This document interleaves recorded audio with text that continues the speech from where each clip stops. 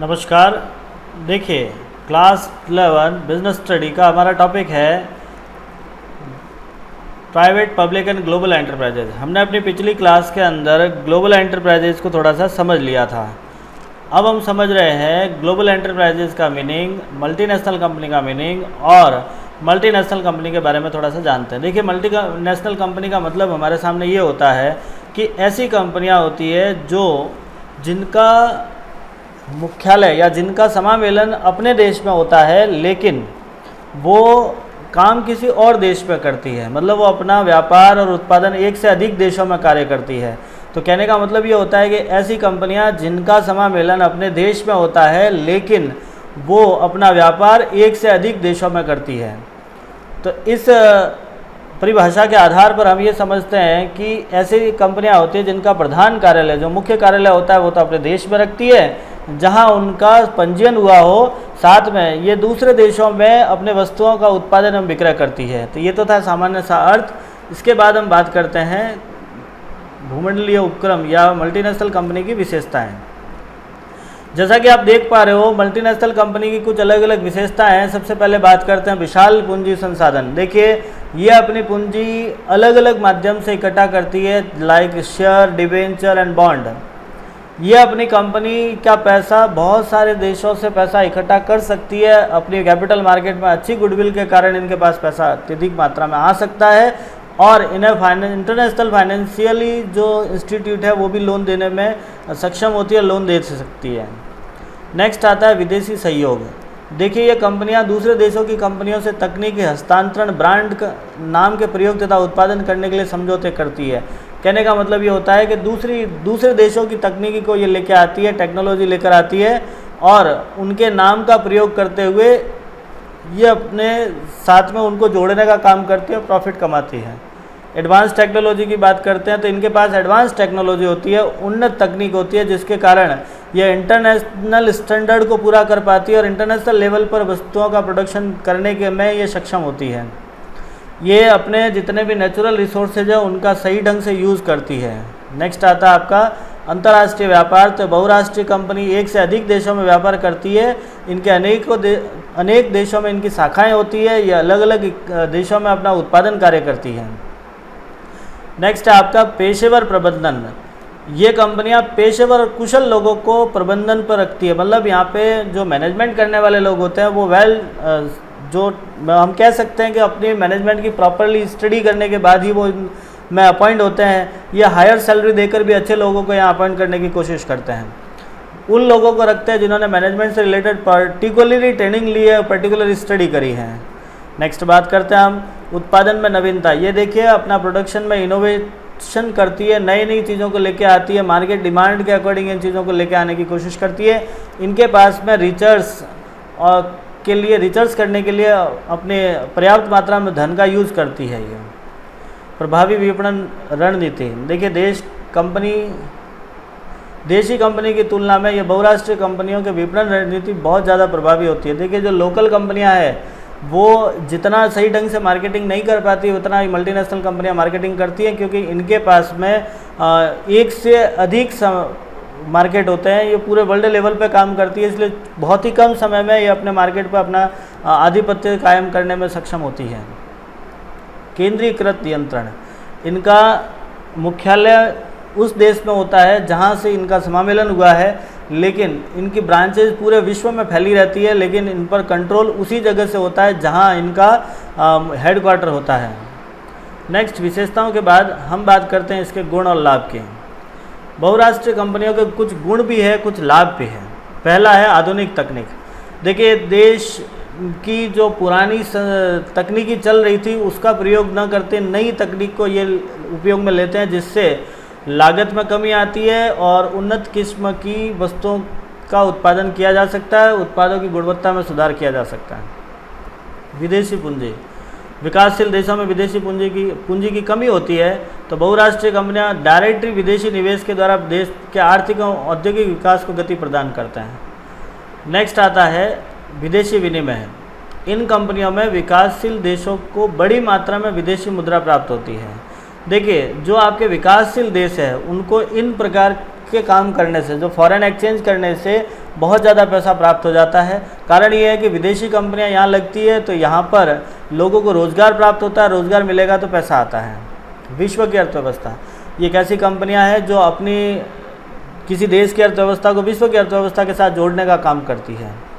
प्रबंधकीय क्रांति, ये कंपनी देश में प्रबंध के क्षेत्रों को आधुनिकतम तकनीक का प्रयोग करती है। देखिए, जो हमारे प्रबंधक है, जैसे जनरली हम ये देखते हैं लोकल कंपनियों के अंतर्गत काम ये रहता है कि जो ट्रेंड चल रहा है, जो लोग मैनेजमेंट कर रहे हैं वो कर ही रहे हैं, लेकिन नहीं, मल्टीनेशनल कंपनी में मैनेजमेंट करने के लिए पर्टिकुलर जिस पर्सन ने मैनेजमेंट की ट्रेनिंग ली है, जिसने पढ़ा है, उसी व्यक्ति को यहाँ ला के अपॉइंट किया जाता है। नेक्स्ट आता है आपका स्वस्थ प्रतियोगिता।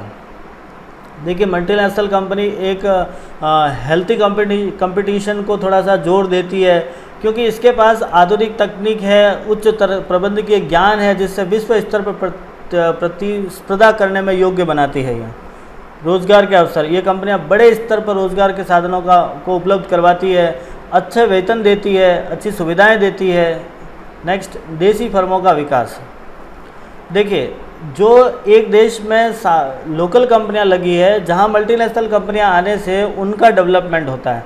कारण स्पष्ट है, क्योंकि ये कंपनियां उन्हें तकनीकी सुविधा प्रदान करती है, ये कंपनियां इन्हें दूसरा ऑप्शन देती है, ये कंपनियां इनको फाइनेंशियली सपोर्ट देती है।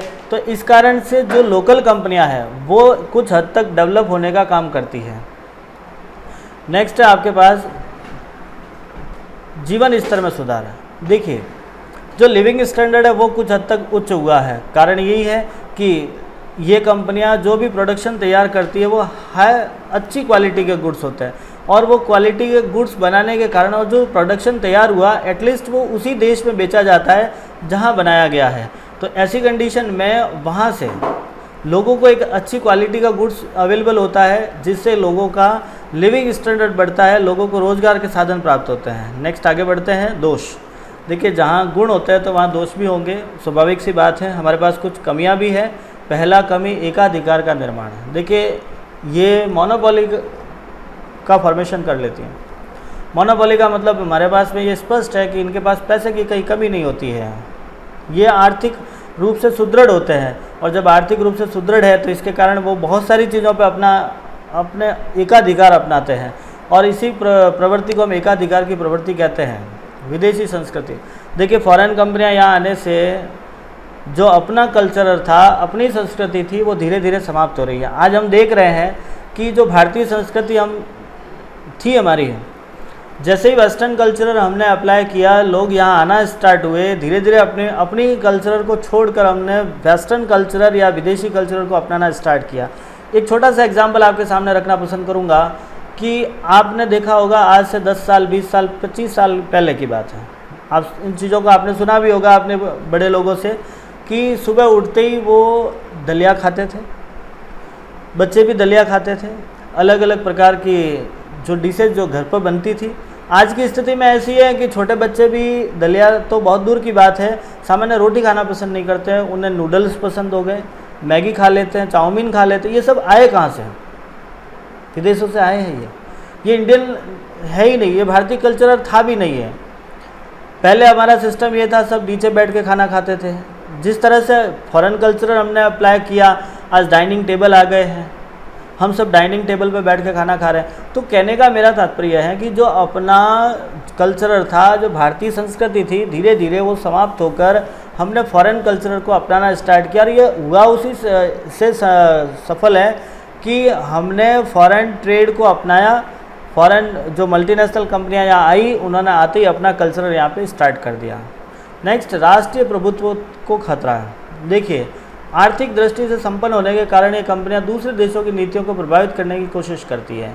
ये आर्थिक दृष्टि से संपन्न होती है, इसलिए दूसरे देश की जो पॉलिसियां होती हैं उसको ये थोड़ा डिस्टर्ब कर लेती है, और कई राजनीतिक मामले भी इसमें हस्तक्षेप करते हैं, जिससे आपके राष्ट्रीय प्रभुत्वता में थोड़ा सा खतरा पैदा हो सकता है।